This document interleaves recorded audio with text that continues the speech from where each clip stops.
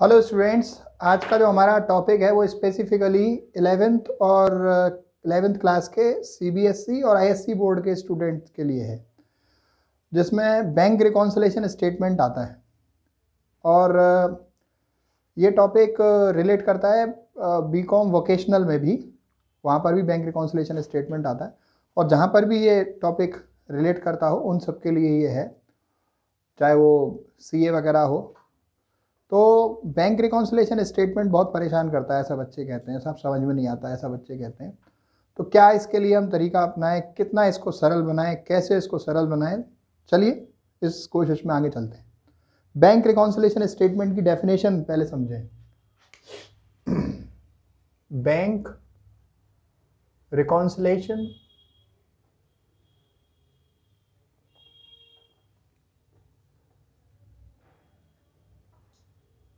Statement, short में हम इसको बीआरएस बोलते हैं। Bank reconciliation statement in short stand as BRS. थोड़ा बात को समझो। बैंक रिकॉन्सिलेशन स्टेटमेंट मतलब यहां पर कुछ ऐसा होने वाला है कि आप बैंक से किए गए ट्रांजैक्शंस का कुछ सेटलमेंट करने वाले हो। जितनी भी डीलिंग्स आपने बैंक के साथ की हैं उनको मैच आउट करने की बात होगी, ठीक है। बैंक से जो भी आपकी डीलिंग्स हुई हैं उनको हमें रिकॉन्साइल करना है, उनको मैच आउट करना है, और उसको मैच आउट करने के लिए हमें एक स्टेटमेंट बनाना है। तो इसलिए हम इसको डिफाइन करते हैं, ये एक ऐसा स्टेटमेंट है, is a statement prepared on a particular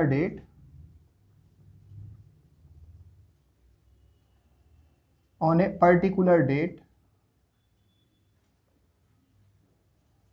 to reconcile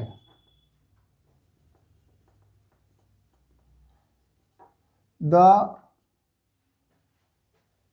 balance as per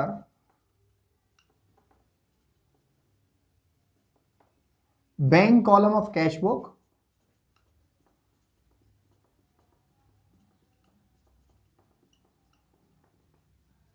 and balance as per passbook. मतलब ये एक ऐसा स्टेटमेंट है जिसे पर्टिकुलर डेट पे बनाया जाता है। कब बनाया जाता है? पर्टिकुलर डेट पे। वो पर्टिकुलर डेट कौन सी होती है? जब आप चाहो, जब तक कि आप ट्रांजैक्शंस मैच आउट करना चाहो। आप चाहते हो कि साहब मैंने इस पर्टिकुलर जनवरी के मंथ में मैंने जितने भी पैसे बैंक में जमा करे हैं वो मेरे खाते में जमा हो गए हैं, और मैंने अपने कैश बुक में भी उसकी एंट्री कर रखी है, और भी मैंने बहुत सारे काम लेन देन बैंक के साथ किए हैं। तो मैं ये मैच करना चाहता हूँ कि मेरा बैलेंस सेम आ रहा है कि नहीं आ रहा है, राइट। अगर सेम आ रहा है कोई प्रॉब्लम नहीं है, नहीं सेम आ रहा है कई बार सेम आता भी है, क्योंकि एक अमाउंट 100 रुपये यहाँ पे लिख गया, वहाँ पे 1000 लिख गया, लेकिन दूसरे ट्रांजैक्शन में 900 रुपये की गलती यहाँ सुधर गई। कोई ऐसा लेन देन हो सकता है। कभी कभी एक गलती दूसरी गलती को सुधार देती है। तो बैलेंस सेम भी आ सकता है और अलग अलग भी हो सकता है। लेकिन हमारा जो इस चैप्टर का पर्पज़ है वो हमें ये पता करना है कि साहब किस तरीके से हम ट्रांजैक्शंस को मैच आउट करेंगे। तो किसी पर्टिकुलर डेट पे, पर्टिकुलर डेट क्या होगी? जो आप डिसाइड करो, जब आप बनाना चाहो तब आप बना सकते हो। कोई से भी महीने का एंड हो सकता है, कोई से भी क्वार्टर का एंड हो सकता है, किसी भी साल का एंड हो सकता है, कोई इश्यू नहीं है। लेकिन ज़्यादातर मंथली रिकॉन्सिलेशन लोग बाग बनाते हैं, राइट। तो to reconcile the balance as per bank column of cash book. अब कैश बुक के भी 2 कॉलम वाली कैश बुक बनाई जाती है, एक कैश कॉलम की और एक बैंक कॉलम की। लेकिन कैश कॉलम में तो जो आपने ट्रांजैक्शंस किए हैं खुद के कैश में वो आते हैं, लेकिन कैश बुक के बैंक कॉलम में केवल वो ट्रांजैक्शंस आते हैं जो आपने बैंक के साथ किए हैं, राइट। और हमारा पर्पस भी बैंक के ट्रांजैक्शंस को मैच आउट करने का है। एक तो कैश बुक का बैंक कॉलम और दूसरा बैलेंस एज पर पासबुक। इन दोनों को आपको रिकॉन्साइल करना है, मैच आउट करना है कि रीजन ऑफ डिफरेंस क्या है। चलो एक और एक क्रॉस वेरिफिकेशन लेके चलते हैं। समझने के लिए आपको ये मालूम होना चाहिए, जो कैश बुक है बैंक कॉलम वाली कैश बुक है, यहाँ पर उसमें रिसिप्ट साइड होती है। जो डेबिट साइड होती है कैश बुक बैंक कॉलम, उसमें ये रिसिप्ट साइड होती है। और जो राइट साइड वाली होती है, जिसको हम क्रेडिट साइड भी कह सकते हैं, वो पेमेंट की होती है, ठीक है। अच्छा, अगर अब हमें रिकॉन्साइल इसे किससे करना है? पासबुक से। पासबुक में क्या होता है? जो क्रेडिट साइड होती है वो रिसिप्ट्स की होती है और जो डेबिट साइड होती है वो पेमेंट की होती है। अब कोई भी, मान लीजिए आप किसी से चेक रिसीव करोगे, 10,000 रुपये का चेक आपने रिसीव किया, रिसीव करके आपने अपने पास रख लिया, उसको बैंक नहीं भेजा, तो 5,000 रुपये यहाँ रिसिप्ट में तो बढ़ जाएंगे, लेकिन बैंक में डाला नहीं है तो बैंक में रिसिप्ट में आएंगे नहीं वो। ठीक है ना? तो ये वाला टोटल 5,000 से ज़्यादा हो जाएगा, लेकिन ये वाला टोटल 5,000 से कम रह जाएगा। ठीक है? जो भी आपकी रिसिप्ट्स है बैंक के साथ यहाँ पर, वो आपकी बैंक पासबुक में क्रेडिट साइड में जमा करेगा। कहने का मतलब कैश बुक की जो डेबिट है वो पासबुक के क्रेडिट से मैच खाती है। क्लियर? और कैश बुक की जो क्रेडिट है वो पासबुक के डेबिट से मैच खाती है। ठीक है? कैश बुक की डेबिट पासबुक के क्रेडिट से मैच खानी चाहिए और कैश बुक की क्रेडिट मतलब पेमेंट पासबुक के पेमेंट से मैच खाना चाहिए। अब आप कहोगे हाँ साहब ये इसमें क्या परेशानी वाली बात है, मैं किसी को चेक दूंगा तो वो क्लियर यहीं पे होगा, तो मैं यहाँ पे पेमेंट दिखाऊंगा तो पासबुक में यहाँ पेमेंट दिख जाएगा, तो टोटल बराबर आएगा। लेकिन ये सोचने में ठीक बात है, ऐसा होना चाहिए, दोनों के डिफरेंस, दोनों के बैलेंस सेम आने चाहिए, लेकिन नहीं आते। देयर आर मैनी रीजंस जिनकी वजह से ये बैलेंस सेम नहीं आते हैं। सबसे पहला रीज़न, उन कुछ कारण हम डिस्कस कर लेते हैं, कौन कौन से ऐसे कारण हो सकते हैं जिनकी वजह से ये हमारे जो है बैलेंस कैश बुक के बैंक कॉलम का और पासबुक का सेम नहीं आते हैं। सबसे पहला, मैंने मान लीजिए आपसे चेक रिसीव किया और रिसीव करने के बाद कैश बुक में तो लिख लिया, बैंक भेजा नहीं जमा होने, मैं चेक ले लूँगा बैंक में जमा नहीं करूँगा। ठीक है? तो मेरा रिसिप्ट साइड कैश बुक का बढ़ गया, पासबुक का बढ़ा नहीं, तो ये एक डिफरेंस है ना, दोनों का बैलेंस मैच आउट नहीं होगा। चलिए इन कुछ डिफरेंसेस को हम एक एक करके लिस्ट करते हैं। राइट? लिस्ट करते हैं कि कौन कौन से ऐसे रीज़न हो सकते हैं। तो सबसे पहला रीज़न है हमारा, चेक हमने रिसीव किया but not, reasons of difference, reasons of difference, अंतर के कारण, कि दोनों के बैलेंसेस में डिफरेंस के कौन कौन से रीजन हो सकते हैं। ये मैं इसको बाइफरकेट कर देता हूं, ये दूसरा पेज मानना आप। ठीक है? तो चेक रिसीव किया but not sent to bank for collection, मैंने चेक प्राप्त कर लिया किसी कस्टमर से, लेकिन उसको बैंक कलेक्ट होने भेजा नहीं, तो कैश बुक में रिसिप्ट साइड में तो वो आ गया, लेकिन पासबुक के रिसिप्ट साइड में आया नहीं। तो एक फिलॉसफी हम यहाँ पर लेके चलते हैं ट्रांजैक्शंस में, प्रॉफिट या लॉस की। मैं कोई चेक रिसीव कर लूँगा तो मेरे कैश बुक में रिसीव्ड हो गया, पासबुक में नहीं आया वो, तो मेरे लिए क्या हुआ? वो प्रॉफिट के लॉस? मेरे लिए हुआ वो लॉस। जनरल अंडरस्टैंडिंग वाली बात है। हमारा जो प्रॉफिट और लॉस हम डिसाइड करेंगे पासबुक के बेसिस पे डिसाइड करेंगे। ठीक है? कैश बुक के बेसिस पे नहीं करेंगे। दूसरी बात करते हैं, checks issued but not presented for payment, but not presented for payment, मतलब चेक मैंने किसी को दिया, चेक मैंने किसी को दिया और उसने उसका पेमेंट नहीं लिया, जिस भी डेट पे आप बैंक रिकॉन्सिलिएशन बना रहे हो। राइट? एक तो बात हो सकती है मैंने रामलाल से चेक लिया और चेक रिसीव करके, चेक इश्यूड का केस है, मैंने रामलाल को चेक दिया और रामलाल ने उसका पेमेंट लेने के लिए उसको बैंक में जमा नहीं किया, तो मेरा कैश बुक में तो पेमेंट हो गया, लेकिन पासबुक में पेमेंट तभी होगा जब रामलाल चेक को बैंक में लगाएगा। रामलाल ने चेक बैंक में लगाया नहीं, उसको पैसा मिला नहीं, मेरे खाते से गया नहीं, तो मेरे लिए क्या है? प्रॉफिट है। तो this is the case of profit. अभी अगली बात, ये एक पर्टिकुलर डेट पे डिसाइड होता है। एक तो साहब सीधे लिखा हुआ कि मैंने रामलाल को चेक दिया, उसने पेमेंट नहीं लिया, रामलाल ने वो चेक बैंक में जमा नहीं किया, या तो सीधे लिखा होगा या फिर ऐसे लिखा होगा कि हम बैंक रिकॉन्सिलिएशन बना रहे हैं 31 मार्च को, हमने रामलाल को चेक दिया 28 मार्च को, उसने पेमेंट के लिए बैंक में डाला 4 अप्रैल को, इसका मतलब 31 मार्च तक उसने पेमेंट नहीं लिया। ठीक है ना? मतलब आप कहोगे साहब सर तो कह रहे हैं कि उसने payment check issued but not presented for, मतलब रामकुलाल को चेक दिया और उसने पेमेंट लेने के लिए प्रेजेंट नहीं किया। सर तो ये कहना है मतलब यही लाइन लिखी होनी चाहिए, जरूरी नहीं है सेम वर्ड में लिखी होगी। अगर 31 मार्च को मैं बैंक रिकॉन्सिलेशन बना रहा हूँ 31 मार्च को, और मैंने रामलाल को चेक दिया 28 मार्च को, और उसने प्रेजेंट किया बैंक में पेमेंट कलेक्ट करने के लिए 4 अप्रैल को, इसका मतलब जिस डेट पे मैं बैंक रिकॉन्सिलेशन बना रहा हूँ 31 मार्च को, उस डेट तक उसने प्रेजेंट नहीं किया, उस डेट तक उसने प्रेजेंट बैंक में पेमेंट लेने के लिए नहीं किया। तो ये भी सेंटेंस यही है, check issued but not present for payment. उस डेट से मतलब होता है, उस डेट को हम बहुत ध्यान में रखते हैं जिस डेट पे हम बैंक रिकॉन्सिलेशन बना रहे हैं, चाहे वो 31 मार्च हो, चाहे वो 30 अप्रैल हो, चाहे वो 30 जून को, जो भी हो, ठीक है। इसलिए बहुत महत्व दिया गया इस बात पे, ऑन अ पर्टिकुलर डेट, उस डेट तक के ट्रांजेक्शन हमें रिकॉन्साइल करने। तीसरी बात करते हैं साहब, तीसरी कौन सी बात हो सकती है? अगली हो सकती है डायरेक्टली डिपॉजिटेड बाय कस्टमर। कुछ कस्टमर बहुत अच्छे होते हैं, वो आप भूल जाओ पेमेंट लेना, वो नहीं भूलते हैं, वो आपके बैंक अकाउंट में सीधे जमा करा दिया उन्होंने, directly deposited by customer to bank account.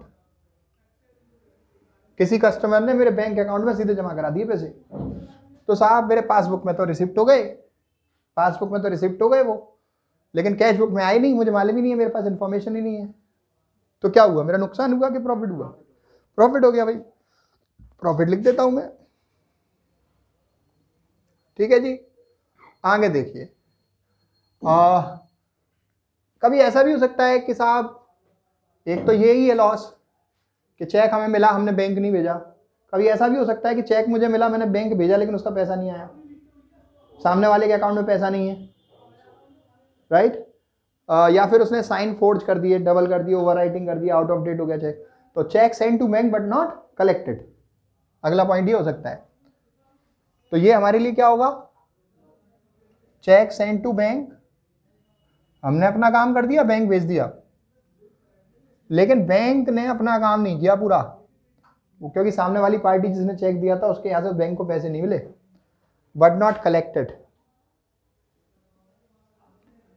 Check send to bank but not collected, क्या हो गया? ये लॉस हो गया। क्लियर है बात? आगे देखो, आगे और कौन से रीजन हो सकते हैं? आगे रीजन हो सकता है कि साहब बैंक हमें बहुत सारी फैसिलिटी दे रही है, हमारा खाता चला रही है, हमारे को इंटरेस्ट दे रही है, हमारे बिहाफ पे पेमेंट कलेक्ट कर रही है, हमारे बिहाफ पे पेमेंट दे रही है, हमें चेक बुक दे रही है, डिविडेंड कलेक्ट कर रही है, बहुत सारी फैसिलिटी बैंक देती है।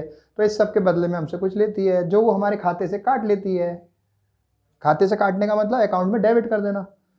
तो कोई भी अमाउंट बैंक ने चार्जेस के रूप में हमारे अकाउंट में से डेबिट कर लिया, वो हमारे एक्सपेंसेस हैं, ठीक है। तो bank charges debited by bank, तो बैंक ने डेबिट कर लिया भाई, लेकिन पासबुक में तो ये लिख दिया, कैश बुक में लिखा ही नहीं है, ठीक है। This is the reason of difference, cash book में पेमेंट हुआ नहीं है, पासबुक में पेमेंट हो गया, तो बैलेंस डिफरेंस, दोनों का बैलेंस जो है अलग अलग आएगा, सेम नहीं होगा। पासबुक में पेमेंट हो गया तो बैलेंस कम हो गया, कैश बुक में नहीं हुआ, उसका बैलेंस ज़्यादा है। तो ये हमारे लिए लॉस होता है। कोई भी अमाउंट बैंक हमारे लिए डेबिट करे खाते में से, वो क्या होता है? लॉस। कोई भी अमाउंट बैंक हमारे खाते में क्रेडिट करे, वो क्या होता है? प्रॉफिट। हमेशा ध्यान रखना। अब देखो आगे, रॉन्गली डेबिटेड बाय बैंक, कोई अमाउंट गलती से बैंक ने डेबिट कर लिया, हमारा नुकसान है। कोई भी अमाउंट बैंक ने गलती से क्रेडिट कर दिया, हमारा फायदा है, प्रॉफिट है।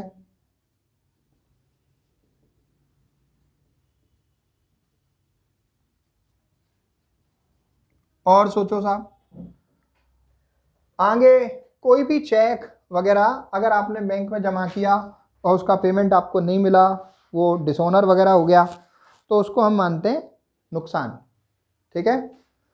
कोई भी पेमेंट आपको इस वजह से नहीं मिला क्योंकि जो चेक आपके पास था वो डिसऑनर हो गया, राइट, तो उसको हम मानते हैं अपना नुकसान। तो हम लिख सकते हैं पॉइंट नंबर 8, चेक्स डिसऑनर्ड कोई भी चेक डिसऑनर हो गया, पार्टी ने आपको चेक दिया और बैंक में आपने जमा किया, पेमेंट आपको नहीं मिला, तो चेक डिसऑनर्ड, ये लॉस है। या ऐसा कर सकते हैं चेक रिटर्न्ड डिसऑनर्ड, मतलब बैंक ने चेक लौटा दिया कि इसका पेमेंट नहीं हो सकता था, रिटर्न डिसऑनर। पार्टी ने आपको पैसा दिया, आपने चेक बैंक में लगा दिया कि पैसे आ जाएं आपके पास, लेकिन बैंक ने लौटा दिया कि वो पैसे आपको कलेक्ट नहीं हो सकते, सामने वाले के अकाउंट में पैसे नहीं है। और बैंक तो उल्टा ये और करती है कि तुम्हारे खाते में से उसके चार्जेस भी लगा देती है डिसऑनर के, 200 250 रुपये 150 रुपये, जो भी उनका प्रोविजन चल रहा हो, तो वो और नुकसान हो गया डबल, राइट। वो बाद में आप पार्टी से वसूलोगे। 10,000 रुपये का चेक किसी ने तुम्हें दिया, तुमने बैंक में डाल दिया, डिसऑनर हो गया, 10,000 तो मिले नहीं, उल्टा 200 रुपये और कट गए, तो 10,200 रुपये अब तुम पार्टी से बाद में मांगना, अभी तुम्हारे खाते में से कट गए, तो तुम्हारा 10,200 का नुकसान हो गया। तो payment by bank as per standing instructions, as per standing instructions, हमने बैंक को इंस्ट्रक्शन दे रखे हैं कि भाई जैसे ही हमारी प्रीमियम ड्यू हो जाए हमारे खाते में से काट लेना। हमने बैंक को इंस्ट्रक्शन दे रखे हैं कि भाई कोई भी टैक्स टीडीएस वगैरह हमारा बनता है, टैक्स वगैरह बनता है तो हमारे खाते में से काट लेना। तो कोई भी चीज़ ऐसी हमारे खाते में से काट लेती है बैंक स्टैंडिंग इंस्ट्रक्शन के लिए, लोन की किस्त, राइट, ईसीएस हो जाती है, तो ये आपका जो है लॉस कहलाएगा। ये 9 पॉइंट बहुत हैं इस बात को समझने के लिए, ठीक है। अब हम बात करते हैं रूल्स की, राइट। तो रूल्स हमारे कौन से हो सकते हैं साहब? 4 रूल बनाए हैं मैंने, बुक में बहुत सारे लिखे होते हैं, राइट, हमने केवल 4 बनाए हैं, और किसी भी बुक के बैंक रिकॉन्सिलिएशन को हम सोल्व कर सकते हैं, उससे कभी नहीं अटकता वो। और एक बात ध्यान रखना, rules are not for fools, these are for intelligents only, right, क्योंकि करते वही हैं, चाहे ज़्यादा रूल हो चाहे कम रूल हो, जो लोग ध्यान देते हैं, क्यूरोसिटी रखते हैं, करना चाहते हैं, वही करते हैं, राइट। तो डेबिट या bank balance as per cash book, cash book को शॉर्ट लिख दिया मैंने सीबी, राइट। इस केस में हमारा रूल लगता है साहब प्रॉफिट प्लस लॉस माइनस, ये ध्यान रखना। दूसरा रूल देखो, क्रेडिट या बैंक बैलेंस एच पर पासबुक को शॉर्ट लिख दिया मैंने पीबी, राइट। इसमें क्या होगा? Loss plus profit minus. अच्छा, ये क्या मतलब है डेबिट या बैंक बैलेंस? मतलब कैश बुक में ये डेबिट बैलेंस रिसिप्ट साइड का बैलेंस है, फेवरेबल बैलेंस कहलाता है। ये रिसिप्ट साइड का बैलेंस फेवरेबल बैलेंस होता है, ठीक है। तो डेबिट बैलेंस कह लो या बैंक बैलेंस कह लो, मतलब बैंक में पैसे हैं, फेवरेबल बैलेंस है, मतलब वहां पर पैसे हैं बैंक कॉलम में, फेवरेबल बैलेंस है। तो इसमें क्या है? पासबुक का क्रेडिट या फिर बैंक बैलेंस, या तो credit balance as per passbook लिखा हो या bank balance as per passbook लिखा हो, दोनों एक ही बात है, उन दोनों बातों में अंतर नहीं है, राइट। तो इस बात को आप समझें। तो ये दोनों, ये कैश बुक का डेबिट बैलेंस और पासबुक का क्रेडिट बैलेंस, दोनों रिसिप्ट साइड से रिलेटेड बैलेंस हैं, फेवरेबल है ये, राइट। इन दोनों का मतलब अच्छी बात होती है, आपकी सिचुएशन अच्छी है, बैंक में पैसे हैं, इसको हम फेवरेबल बोलते हैं, राइट। FAVOURABLE भी होती है स्पेलिंग, लेकिन वो ऑटो करेक्ट कर देता है ना आपका मोबाइल आजकल, तो ORABLE भी होती है, फेवरेबल। अब देखिए, 2 अनफेवरेबल बैलेंस होते हैं, तीसरा और चौथा। अनफेवरेबल वो कौन से होते हैं? वो पेमेंट साइड से रिलेटेड होंगे, राइट। तो क्रेडिट या फिर ओवरड्राफ्ट, ओवरड्राफ्ट OD शॉर्ट में कहते हैं उसको, हम पूरा हम लिखें तो ओवरड्राफ्ट एच पर पास कैश बुक, कैश बुक का क्रेडिट बैलेंस हो या उसको ओवरड्राफ्ट कह लो, बात एक ही होती है। क्रेडिट बैलेंस ये वाला पेमेंट साइड, कैश बुक का पेमेंट साइड का बैलेंस। तो इसमें भी हमारा जो है यही रूल लगता है, लॉस प्लस प्रॉफिट माइनस, ये सर्किल कर देता हूं मैं, ठीक है। रूल नंबर 4, अब वो पासबुक का अनफेवरेबल बैलेंस होगा, पासबुक का अनफेवरेबल बैलेंस पेमेंट वाला होगा, पेमेंट साइड का। तो वो क्या होता है, डेबिट बैलेंस कह लो या फिर उसको ओवरड्राफ्ट, एच पर पासबुक, प्रॉफिट प्लस होता है इस केस में और लॉस माइनस होता है। क्लियर? अब देखिए इन दिस कि बैंक रिकॉन्सिलेशन स्टेटमेंट का फॉर्मेट कैसे यूज होगा, बैंक रिकॉन्सिलेशन स्टेटमेंट का फॉर्मेट कैसे यूज होगा। बैंक रिकॉन्सिलेशन स्टेटमेंट का फॉर्मेट एक पर्टिकुलर डेट पे हम बनाते हैं, एज ऑन लिखते हैं, इसलिए हम पर्टिकुलर डेट की बात होती है तो हम एज ऑन लिखते हैं। डेबिट बैलेंस हो या फिर क्रेडिट बैलेंस हो, एच पर कैश बुक का हो या फिर पासबुक का हो, यहाँ अमाउंट लिखते हैं हम।